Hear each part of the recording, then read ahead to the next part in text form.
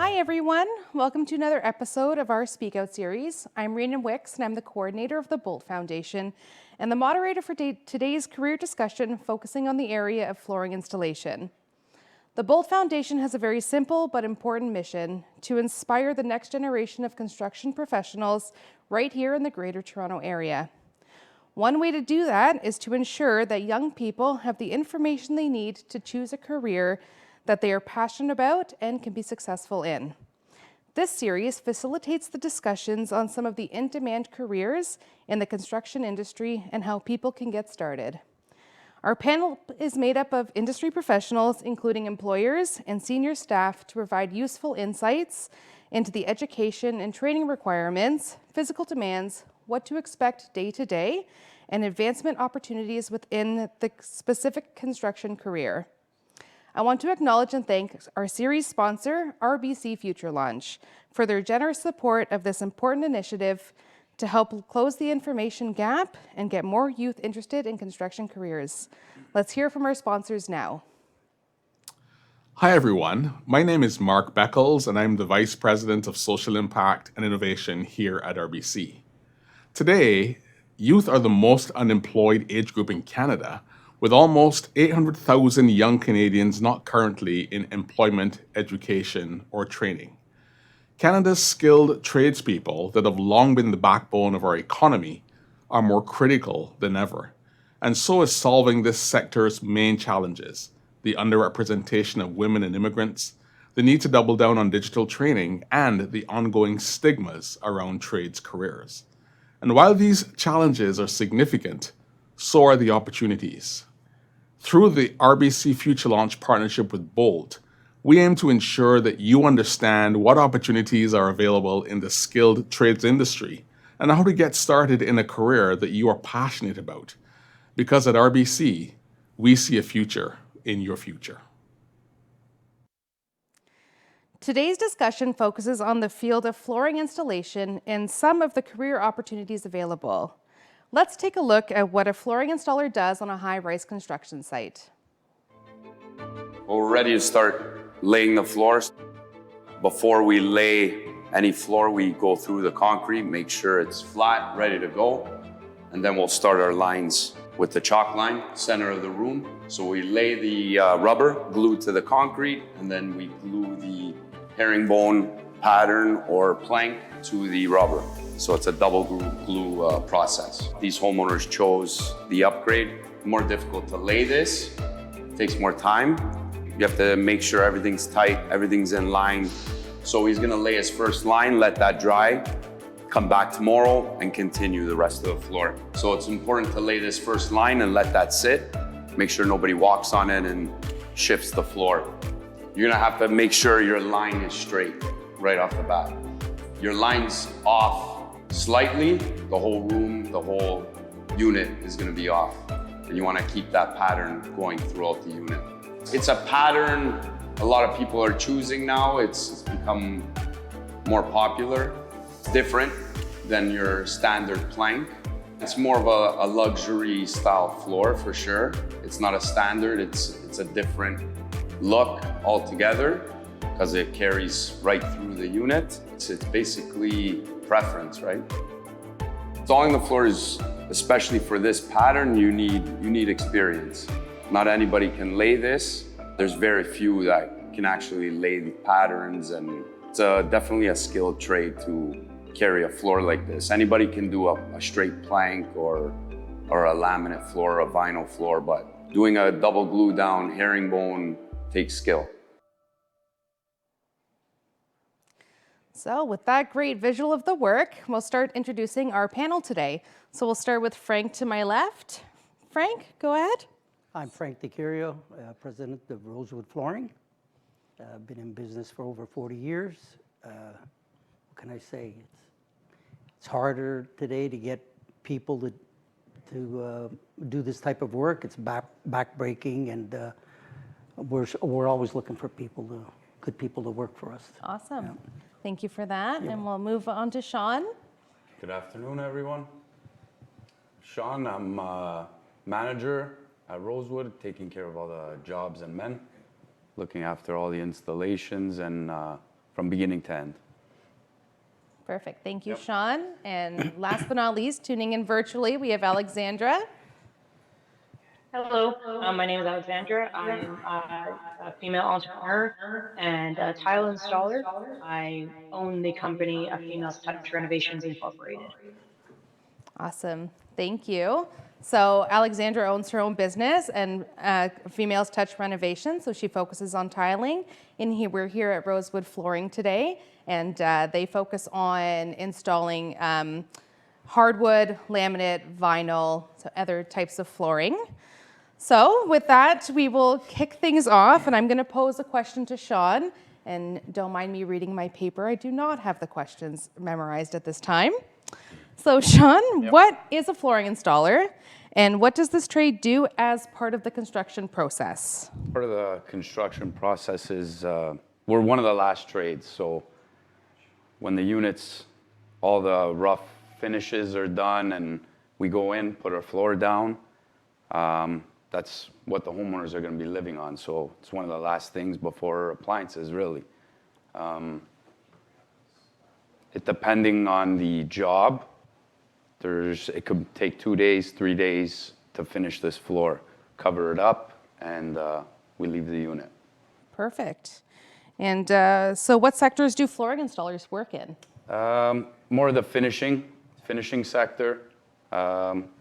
Like I said, we're one of the last trades, so nothing else can be done in there before or after we're done. So Right. It would be the finishing sector, right, Okay. of the building. Wonderful. Alexandra, I'm going to come to you next. What does a typical day-to-day look like as a flooring installer? So the days kind of change depending on what day of the installation you're at. So the first day is unloading your tools, doing your prep work, seeing the job, seeing if there is any extra prep like grinding of the floors or patching of the floors, or even the walls and all that sort of stuff. So then, as Sean said, people can't walk on our floors after we've put them in. So we have to take that day, prep everything, come back the next day, depending on how many square feet, do a section at a time, and then at the last day, for my particular trade, I have to grout, clean up, and I like to say that I leave as if I was not there, other than the floor being installed. That's great. So sort of to continue with that train of thought, Alexandra, if you're an apprentice, how does the scope of work change as you move from an apprentice to a journey person? So for my scope of work, you start out as the laborer and the grout person. I know that grout is actually the finish touches, but if you don't learn how to grout properly, a bad grout job can ruin a beautiful installation, and a horrible installation, a grout person can actually fix that too, depending on how you look at it. So we always start with the grouting process first so that they can kind of see what they're kind of looking for. If they see lips or they see chips or even cement in the joints.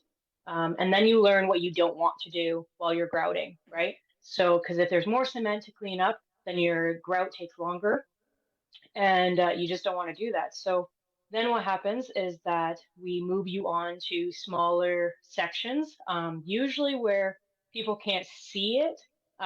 So laundry rooms or closets, garbage chutes in condos, and it just is helpful because people can make little mistakes and not be in a very noticeable area.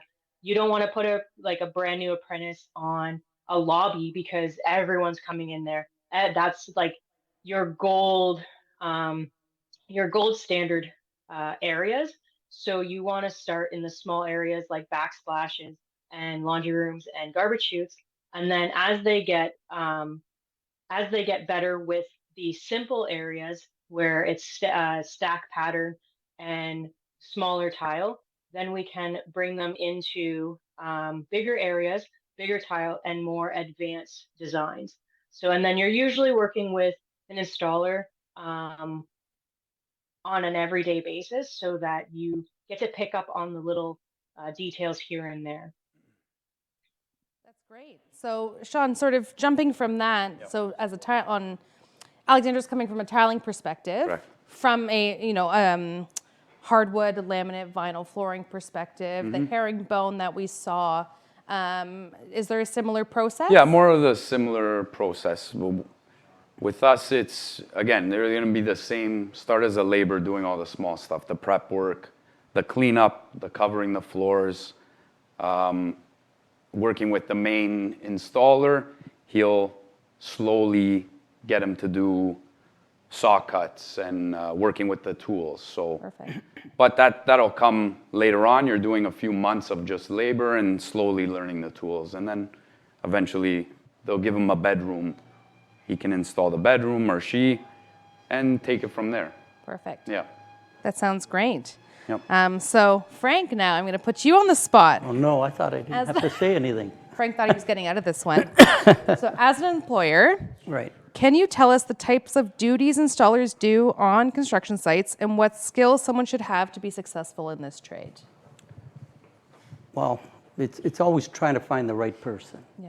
Getting up in the morning and showing up, that's number one. Right. Number two is being respectful with their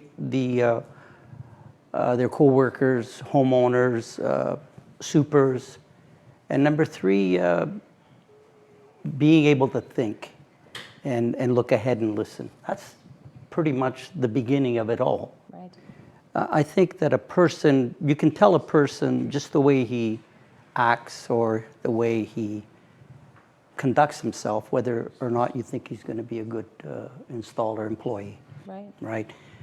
So, I mean, Sean's eyes are on it all the time, so he knows exactly who is and who's not. I mean, sometimes we get fooled, right? But I think that that's probably the main thing. But he should have some sort of knowledge of the tools, how to hold a hammer, how to saw a piece of wood, And if he feels that he can follow through, then I think that they'd have a pretty good career ahead of them. It's something that we need, right? I think Alexandra agrees. Alexandra. She's smiling. I'm thinking, well, Recording in progress. Anyway. I was going to pose the same question to Alexandra actually as well. As I mentioned before, Alexandra is a business owner as well, and I'm sure that she's looking for a lot of the same trade qualities in a person. I'm gonna ask you a question just from the perspective of an employer. What kind of skills are you looking for in an employee? So Frank went and said so many different things that I completely agree with. The respect, the coming to work on time, all of that sort of stuff. So there's very little that I can add, but I can say I would say ambition. Because if you are not looking to progress in a trade, you're going to get stuck. And one of the biggest things is that with trades, you're always building, right? I've said in a lot of other videos that we're the ones that build the roof. So we actually don't have a roof to stop at. And so you're always constantly growing and always constantly moving forward. So if you don't have that ambition, there are different parts of trades that you can find a spot and uh, you can be pretty comfortable in that spot, but you really want to grow and learn with all of your trades. Like I am a floor installer by trade, but I do dabble a little bit in drywall and framing and all of this other stuff. So while you are on site with all of your other coworkers and stuff, my favorite thing to do is ask them for their knowledge because knowledge is the power. That's awesome. What a great perspective to have. So on that note, I'd like to introduce another video. So our introduction video after RBC featured herringbone, which is a very intricate type of flooring. That's a very skilled portion of this trade that you would reach after some of the next video that we want to show you, which is going to require a little less skill and just a little bit more training. So.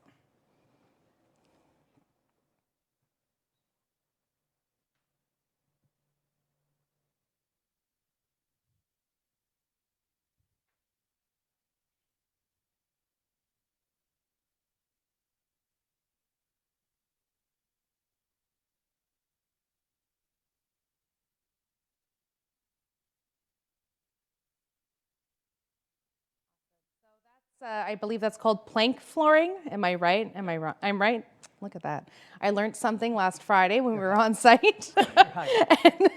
and Sean was very graciously explaining to me some of the different types of flooring, and we've mentioned them here. So Sean, I'm going to pose a question that sort of is going to come off from where we were talking about apprenticeships and things like that. And I know sometimes it's not quite as cut and dry as that. So if you're, somebody brings in a resume and is like, I need a job. I'm interested in flooring. What would you do? What would be your next steps? Myself or the person? Yeah, it's like, if they came to you as a manager. Okay. Well, we would put them on a site, again, with a journeyman. A journeyman, yeah. And they would be their right-hand man and prep. Start from the bottom, learn everything. Perfect. And again, like she was saying, you have to have the will to want to get better and learn everything. Because if you don't, it's a waste of time. You're just there to fill in space. You're going to make mistakes, and then it causes more problems down the road. So yeah, they would just come. We'll set them up and take it from there. Perfect. Yeah. Alexandra, you're next. Can you tell us what the average hours are during the day and for the week? And then can you also, what can people be expecting for working at heights, at all weather? What's to be expected in flooring? So hourly, so it all depends on what you do. So I always say that I actually work like an 8-day week, mainly because as an owner of my own company, I don't really have a set amount of hours to finish a job. I need to get that job finished as soon as I can. So I do put in longer days, longer hours. But on a regular basis, it would be an 8-hour day, 8 to 10-hour day, depending on what company you get with, and a 40 to 44-hour week. And then it depends on if you get unionized or all that sort of stuff. There's a couple of different things to play in that. But again, it can be a regular 7 to 3, or if you work into homes, it can be 8 to 4 or 9 to 5. It really depends on what kind of company you get into.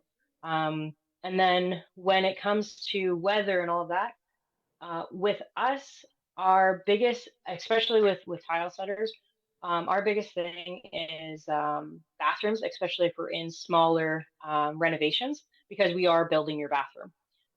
Usually, companies have porta potties on site, which is something that everyone kind of gets used to. They are supposed to be cleaned out on a regular basis, depending on how many people are on that particular job site using that particular porta potty. So we do like to have our companies keeping them nice and clean for all employees. And then weather, for my particular material, I need a certain amount of heat. So there is heat in the houses that we go into and the condo buildings and all that, but you are not in Florida, right? So in Canada, we get cold. So the extra layers and the toques and all that definitely help, because you don't want to overly thick clothing, because you will get hot once you actually start working. So layering is how I deal with the weather, so that if I do get a certain temperature, I can either add or subtract the different layers of clothing. Smart. You've clearly worked in Ontario for a while. Yeah, my whole life. Sean, is it similar for you on site in the same sort of, right? The Same idea, yeah. but usually the builder will put a space heater. Okay. Because the floors have to be installed at a certain temperature, because we can't have that big temperature fluctuation the floors will expand and contract, and you'll get gapping. And so majority of the times the units or the houses are controlled, but yeah, you're gonna want to wear something or bring something just in case. Yeah, for the most part, sweater, you're okay with it. Perfect. Yeah. The reason, for anybody that's new to our Speak Out series, the reason we ask these questions is because we do feature trades that you think about glaziers or architectural glass and metal technicians who they're working in weather where there's no windows yet. So, you know, it's something that we ask because not everybody's comfortable working in those trades when there's no windows and, you know, in the middle of winter, and you can imagine, or even in the middle of summer, you can, you know, imagine the temperatures that you're working in. So it's something that we like to make sure that we ask so that we're able to provide as much of a real picture of what it's like to be a flooring installer. So next is a little bit of a complicated question, and it's regarding pay structure. It's not, in this trade, it can be a little bit more complicated than, you know, a set hourly wage because there's things like piecework. But I'm gonna pass this question over to Frank, who's going to give us a little bit more of a rundown on how all the different ways you can get paid in flooring and how they differ and how they increase based on, you know, skill level, et cetera, et cetera. Right. Your turn. Okay. So basically, an apprentice would start anywhere between $16 an hour to $17 an hour. And each year his pay is increased.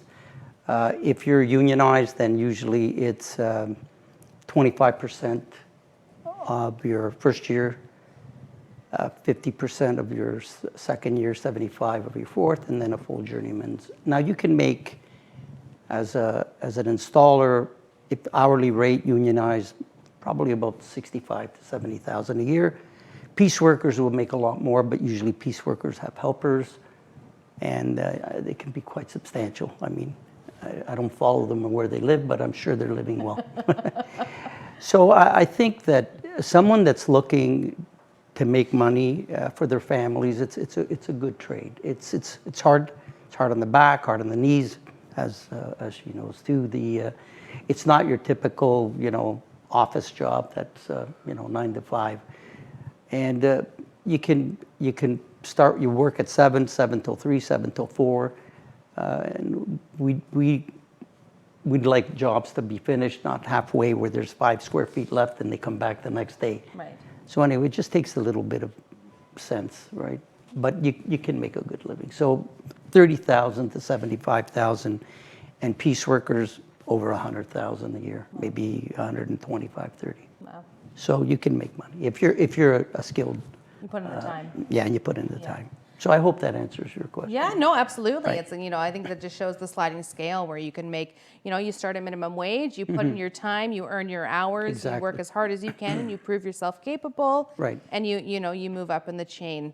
So that, eventually, you know, one thing I always like to make sure that I mention with piecework is that that's not ever where you start. You don't start earning by piecework until you're very skilled and you can do the work quickly, but most importantly, accurately, so that you can start making that money. But Alexandra, do you have anything to add regarding pay structure? Is it different for tile setting at all? No, that's a pretty good representation of how the pay structure works in most trades.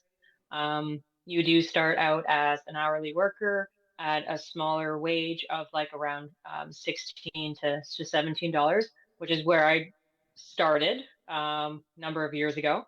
And then yeah, as the hours get banked, then you move into different levels of apprenticeship, and then tile setting, you actually can go and get your red seal as well.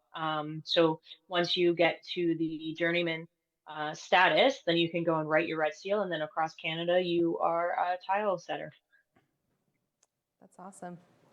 Red seal trades are important trades to also discuss, and we do feature other ones in our Speak Out series because it is a certificate or a seal that's recognized nationally, I believe, right? Is it globally I think it's a red seal trade is. I know at least I know at least across Canada. I'm not sure if they are global. Okay. We'll look into that for our next episode.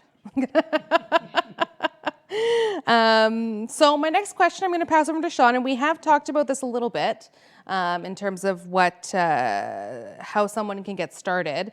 But what would you recommend if someone's like, I want to be a flooring installer? Where would you send them? What advice would you give them?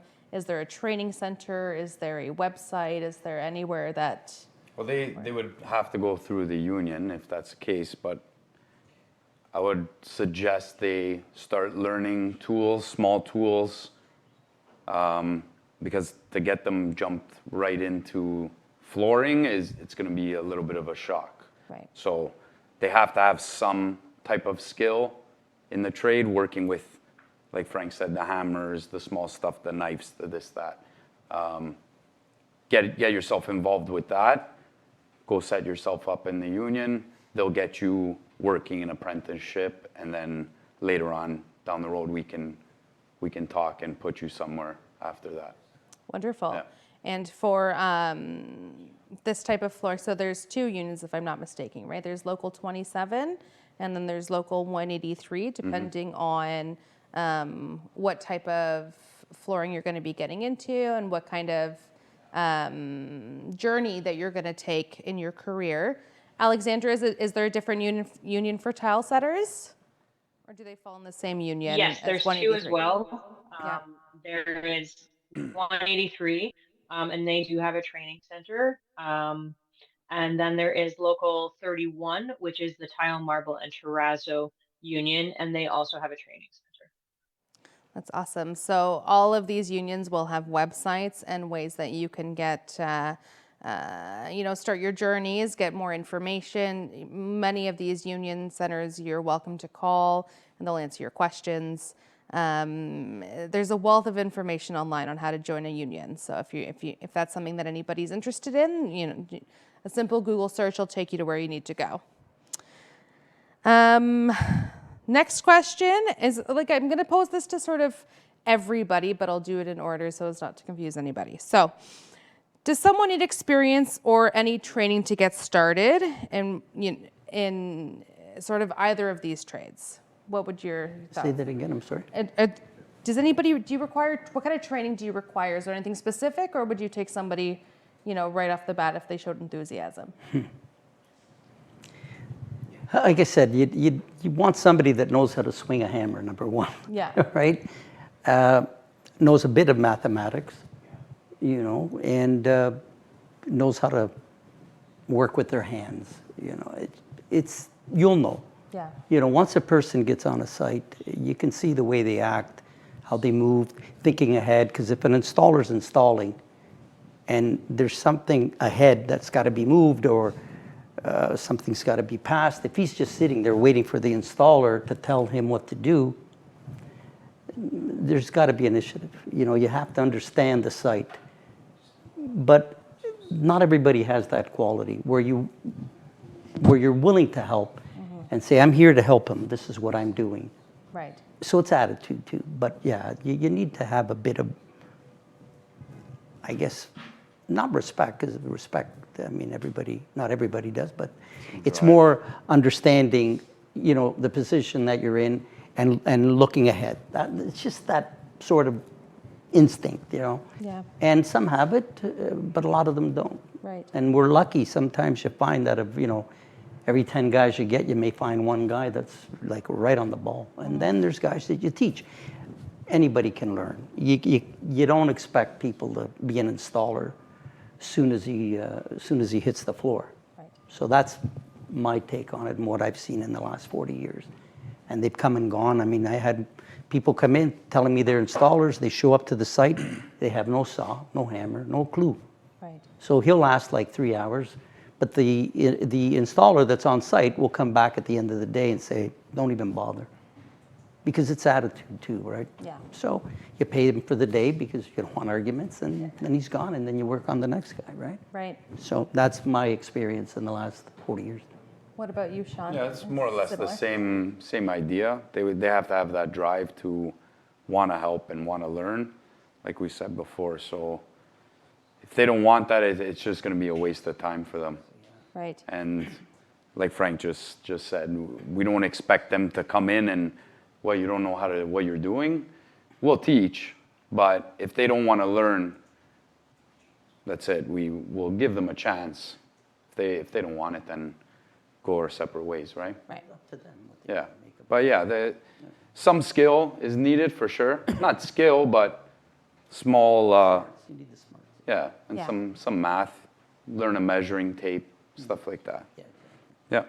That's a good point, and I think it's something that we forget. I shouldn't say we, I forget that it might not be as simple to use a measuring tape as people think, right? So, you know, there's still accuracy that's needed there. Your tape measure would need to be, you know, if your tape measure is crooked, then your measurements are wrong, right? So there's things that are things that you need to learn how to do, and it might seem like you know how, but it's definitely a conversation to have. For sure. With somebody who's been in the trade or in any trade really, to learn those basic skills, right? Yeah. Learn how to read a measuring tape, learn how to draw a straight line, learn how to, you know, these are important things that go across every trade, frankly. right. Alexandra, do you have anything to add in terms of, you know, sort of these like basic requirements? I do. So I have found that training people is actually quite exhausting. So if you take a skilled trade and a skilled person, regardless of what the trade is, and you let them go and just work all day, they will get probably, I don't know, twice as much, if not 10 times as much done than if you put them with a brand new person.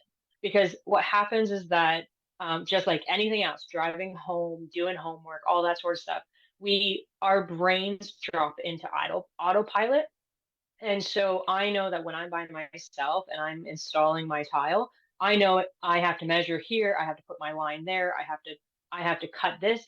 And when you put a brand new person with that, you have to slow down and actually explain what you're doing and why you're doing it. And a lot of people don't realize is that when you get into the trade, they go, oh well, these people aren't taking me on, or these people don't see anything in me. It's not that at all. It is very expensive to put that amount of time and energy into people. They've done studies and states that it takes more than $10,000 a year to be able to actually train someone to be able to start making you money. Because if you think about all of the hours that you put into that particular person, plus all of the hours that you are losing from your installer and all of that production, you're losing on both ends for hopefully a short amount of time to be able to have a very good installer at the end of the day. Now, when first, so your question was, is that how do we assess them coming in, right? And yes, initiative is 100%. Having a little bit of skill here and there is a good thing. But sometimes people in the very beginning don't have that. They don't have the skill. They have no idea what a hammer is, what a tape measure looks like, what a knife is. And they are shy to have that ambition to be able to fight for what they want. And being a woman in construction, there's been tons of times that I've walked in. I have 10 years of knowledge. I've lost a lot of knowledge, more than a lot of people know. And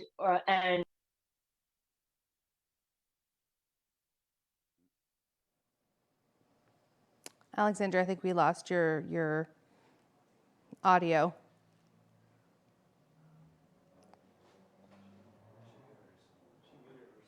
Oh,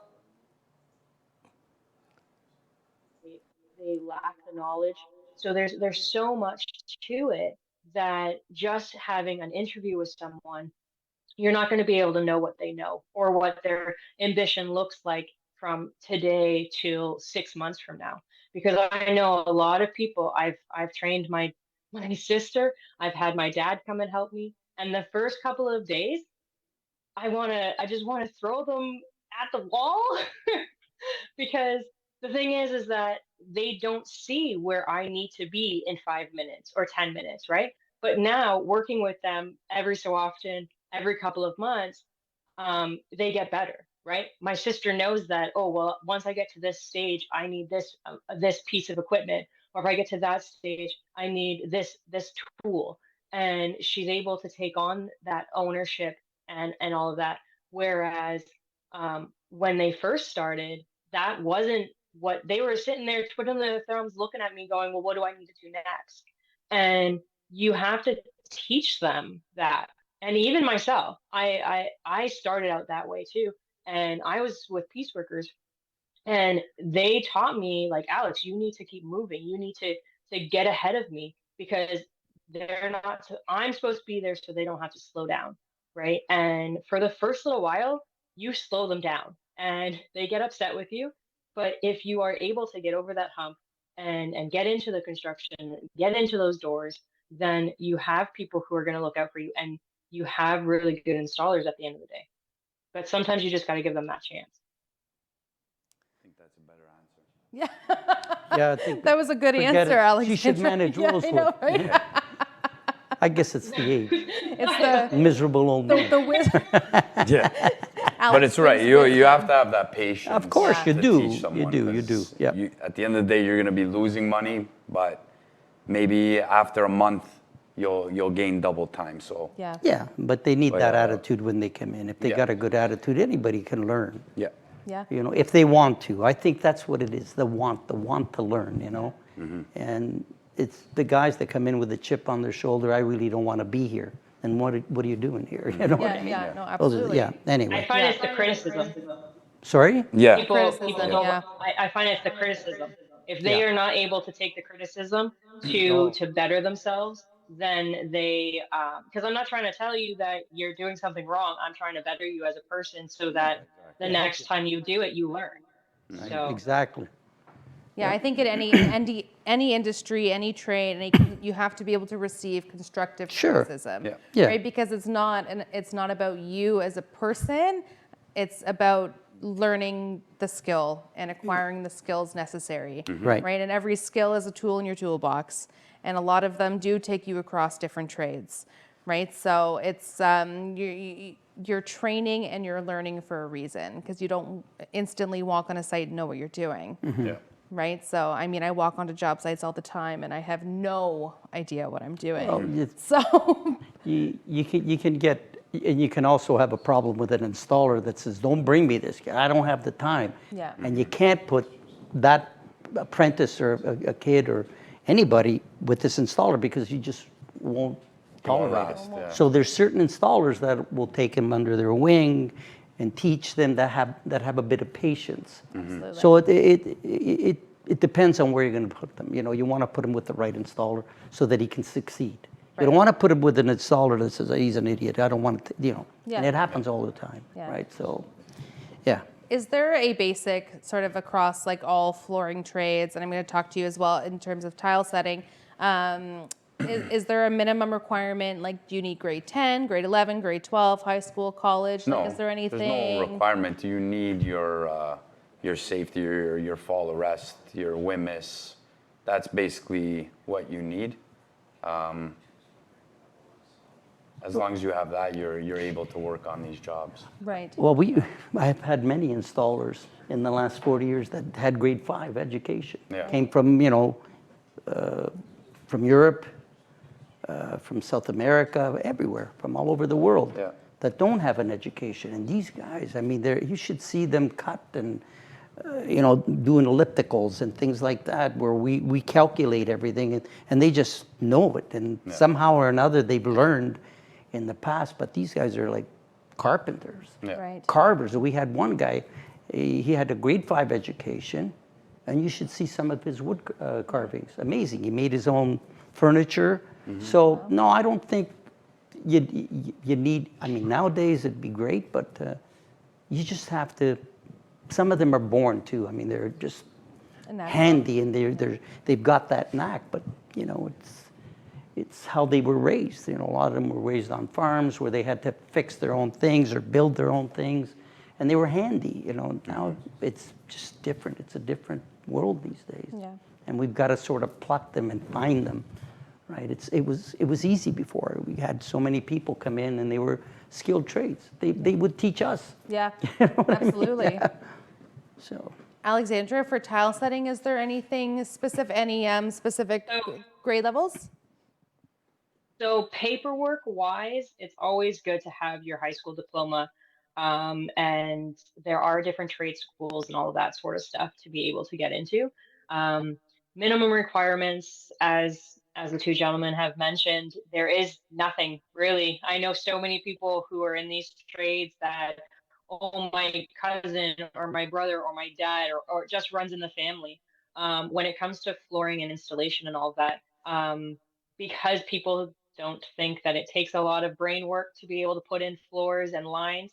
Um, they don't require high school diplomas and all of that. But when you go through the apprenticeships and um, all of the different programs, it does help you get into that door if you do have a driver's license, if you do have a high school or GED diploma, if you do have a trade school underneath your belt.